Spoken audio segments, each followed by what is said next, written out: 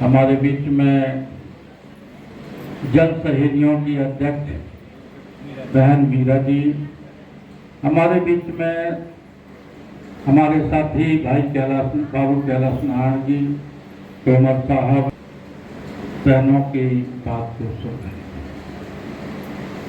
हमें एक बहुत पुरानी घटना याद आती है कि जब बाबा साहब दक्षिण के दौरा पे गए तो उन्होंने देखा कि ये इंसान नहीं है, इंसान के रूप में जानवर है। जानवरों का सड़ा गला मांस खाना, बहनें अधनंगी रहना, बहुत जो उनका जीवन था बद से बदतर था। बाबा साहब ने लोगों को इकट्ठा किया और इकट्ठा करने के बाद लोगों को समझाया कि आप लोग जो जीवन जी रहे हैं ये बहुत ठीक नहीं। अगर आपको समाज में बढ़ना है तो ये सब चीजें छोड़नी पड़ेगी, संघर्ष करना पड़ेगा, तो निश्चित रूप से आप आगे बढ़ेंगे। लोगों ने उनकी बात को उस समय तो हाँ कह दिया और बाबा साहब ने कहा कि 6 महीने बाद हम आके देखेंगे। जब बाबा साहब 6 महीना के बाद जाते, उस क्षेत्र में जाते हैं, तो ज्यों का त्यों उनकी हालात में कोई परिवर्तन नहीं था। लोग जो कर रहे थे उनका अपना सब कर रहे थे। बाबा साहब ने शाम को सभी बहनों को बुलाया, सभी बहनें इकट्ठी हुई और उसमें पुरुष को जाने से मना कर दिया। कोई भी पुरुष उस मीटिंग में नहीं जाएगा। बाबा साहब ने कहा कि आप बताएं हमें कि आपको, आपके परिवार को कुत्ता बिल्ली से बदतर जीवन यापन करना है कि इंसान बनाना है। उन्होंने कहा कि बाबा साहब हमें इंसान बनना है, आप हमें इंसान बनना। तो सबसे पहले उन्होंने कहा कि ये सड़ा गला मांस बिल्कुल बनाना छोड़ दो, आप पूरा बदन ढकिए और बच्चों को स्कूल भेजना शुरू कर दीजिए। और अगर आपके घर के व्यक्ति अगर विरोध करते हैं तो उनका आप बहिष्कार करिए। बाबा साहब की बहनों ने बात मानी और आप लोग ताजुब करेंगे कि बाबा साहब का जब दोबारा दौरा होता है तो माहौल पूरा बदला हुआ है।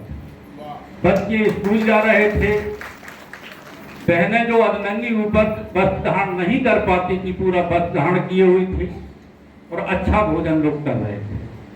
तो हमें एक जो पुरानी बात हमने कही है, इससे आज हमें जो महसूस हुआ है कि बहनों में, आप लोगों में बहुत बड़ी ताकत है। आप अपने घर को निश्चित रूप से बदल सकती हैं, आप समाज को बदल सकती हैं, आप घर को बदल सकती हैं। आप में बहुत बड़ी ताकत है, महिला शक्ति में बहुत बड़ी ताकत होती है। आपने जो प्रतिज्ञा की है, पूरा विश्व इस बात से भयभीत है कि हमें जल को बचाना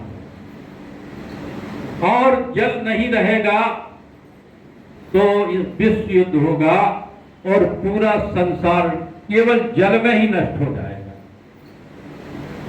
ये तो हमारे संजय भाई का बड़ा, हम इनको बड़ा धन्य मानते हैं कि इन्होंने इस काम को अपने हाथ में लिया है, क्योंकि हमारा गांव बीहड़ क्षेत्र में ग्राम शहरनगर पड़ता है, जो जनपद जालौन में बेतवा के किनारे बसा हुआ है। हम लोग भी जानते हैं कि उस वक्त हमारे बड़ा गांव है हमारा, और आधा गांव एक पूरा से पानी पीता था।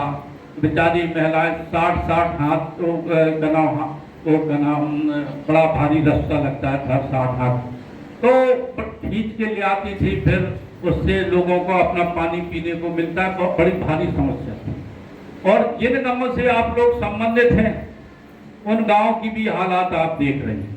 कई गांव तो ऐसे, कई गांव की ऐसी रिपोर्ट आती है कि साहब शादी ब्याह कैसे हुए। दिन हम परासन गए, जब चुनाव का दौर था तो लोगों ने कहा कि साहब शादियां होना बंद हो गई, क्योंकि जब पानी की समस्या होती है तो लड़कियां जाने से मना कर देती हैं कि उस गांव में पानी की व्यवस्था नहीं है, हम क्या करेंगे उस गांव में जाके, कैसे जीवन यापन करें। तो एक भारी समस्या है पानी की, वाकई में ये सही बात है। और आप लोगों ने जो जल संचय का निर्णय लिया है, नदियों के लिए पानी कैसे आपने, जहाँ नदियाँ सूख रही थी उनको जल को इकट्ठा किया, ये बहुत तारीफ की बात है। और सभी महिलाओं को हम बहुत बहुत इस बात के लिए प्रणाम करते हैं कि आप जैसी बहादुर महिलाएं एक बहुत बड़ा नेक काम कर रही हैं। अभी आपकी जो जरूर समस्याएं हैं, संजय भाई हमेशा आप लोगों के बीच में रह कर के काम करते रहते हैं। हमें भी आप लोगों ने जो मौका दिया है काम करने का, निश्चित रूप से जो ऐसी जरूर समस्याएं होंगी, जहां जिला कलेक्टर की बात होगी, प्रदेश सरकार की बात होगी या केंद्र सरकार की बात होगी, हम प्रयास करेंगे कि यहाँ भी अगर अधिकारी नहीं सुनते हैं तो लिखा पढ़ी अपने डीएम को करेंगे, प्रदेश सरकार को करेंगे, नहीं तो अपनी बात को केंद्र में आप लोगों की बात को मजबूती के साथ करेंगे। क्योंकि हम चुनाव के समय में जब क्षेत्र में अपना भ्रमण कर रहे थे, तो चूंकि अभी आप संजय भाई ने और बड़े भाई अनिल शर्मा जी ने कुछ बातें बताई, या हम लोग भी उस गरीबी रेखा से निकले हुए, कोई बहुत बड़े धनाढ़ परिवार में नहीं रहे हैं, और जो कुछ मिलता भी है तो वो संघर्ष के कारण ही मिलता है। जैसा आप लोग संघर्ष कर रही हैं तो निश्चित रूप से कुछ ना कुछ प्राप्त होता रहता है। वो संघर्ष से हम लोग गुजरे हुए हैं।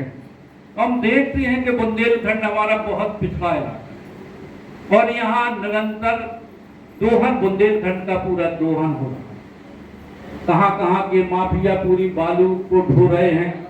पता चलता है कि बेतुआ, धसान, कैन नदी के किनारे बहुत गहरे गहरे गड्ढा हो जाते हैं, बच्चे धोखे से उसमें नहाने चले जाते, पाँव पड़ गया, नहीं तैर पाते, वहीं खत्म हो जाते। ये हालात माफियों ने नदियों की कर दी, बहुत खराब समस्या पैदा हो गई है। तो इन समस्याओं से बुंदेलखंड जूझ रहा है। आवागमन के साधन भी हम देखते हैं कि ट्रेन है जो जनपद जालौन में कहीं भी सीधी ना इलाहाबाद से जुड़ती है ना दिल्ली से जुड़ती, तमाम समस्या आवागमन। रोजगार के लिए भी देखते हैं हम लोग कि बुंदेलखंड का व्यक्ति मजदूरी के अभाव में बाहर जाना पड़ता है, और जब वो अन्य प्रदेशों में जाता है और बताता है कि बुंदेलखंड से आए हुए हम लोग हैं, तो उसे भी बहुत जिल्लत की जिंदगी जीना पड़ती है। लोग मजाक करते हैं। हम लोगों ने प्लान बनाया था कि भाई अगर सरकार बनती, हम लोग पूरा ताकत लगाएंगे कम से कम बुंदेलखंड में रोजगार खुले, फिर भी हमारा पूरा प्रयास होगा। संसद में तो बात उठाने का हमें मौका मिलेगा, और निश्चित रूप से हम बुंदेलखंड के लिए रोजगार के लिए भी, अच्छी शिक्षा, सस्ती शिक्षा के लिए भी हमारा पूरा जोर रहेगा कि कम से कम नवोदय जैसे विद्यालय, केंद्रीय जैसे विद्यालय खुले, और खुल करके जो गरीब बच्चे हैं अच्छे स्कूलों में नहीं पढ़ पाते हैं पैसे के अभाव में, तो कम से कम केंद्रीय विद्यालय में पढ़ करके अच्छी शिक्षा ग्रहण करके अपने माता पिता, गांव का, प्रदेश का नाम रोशन करें। ऐसा हम लोगों की एक सोच बनी हुई है, और सोच के तहत ही हम लोग, ये सभी हमारे बहुत ही जिम्मेदार साथी हैं। अब आपके संघर्ष के लिए एक और साथी हमारे बीच में हैं, और आपको बस इतना बता दें, आपके पास 3 जिले हैं सांसद में, जालौन, पूरा, कानपुर देहात और झांसी की एक बड़ी तहसील करोटा। आप 3 जिलों के सांसद हैं। 3 जिलों के तो झांसी के भी सांसद हैं, जालौन के तो पूरे सांसद हैं, और कानपुर देहात की एक बड़ी भोगनीपुर तहसील है उसके सांसद हैं। तो एक बड़ा इलाका है, लेकिन उस बड़े इलाके के साथ अब हमारे साथ हैं। और मैं अब इस कार्यक्रम के समापन की घोषणा के लिए मैं अपने साथी कृष्ण कुमार से कहूंगा कि वो इस कार्यक्रम के समापन की घोषणा करें। और अब आज ये मान के चलिएगा कि अब आपकी लड़ाई को एक आपका भाई मिल गया, और जो सांसद जी के रूप में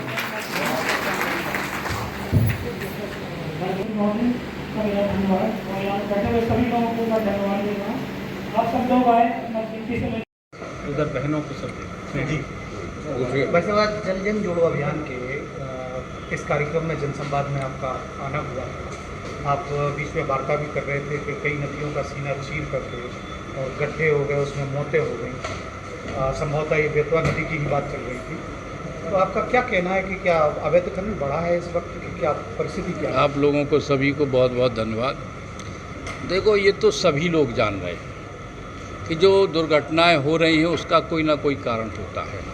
वो कारण साफ दिख रहा है कि जब किसी भी चीज़ को अगर आप ज़्यादा गहराई से खोदेंगे तो फिर गड्ढा हो जाएगा तो निश्चित ना कोई पाँव पड़ जाएगा जिससे उसकी मौत हो जाएगी। तो ये तो कन्फर्म है, सभी लोग जान रहे हैं।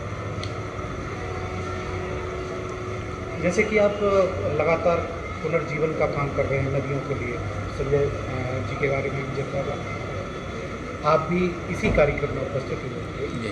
नदियों को जो खोदा जा रहा है उनकी धारा की दिशा बदल दी जा रही है, इस पर आपका क्या कहना है? क्या कोई देखो, इन चीज़ों का हम लोग भी प्रयास करेंगे कि कम से कम जो प्रकृति का रूप जो पहले से दिया गया है तो कम से कम वो सुरक्षित बना रहे।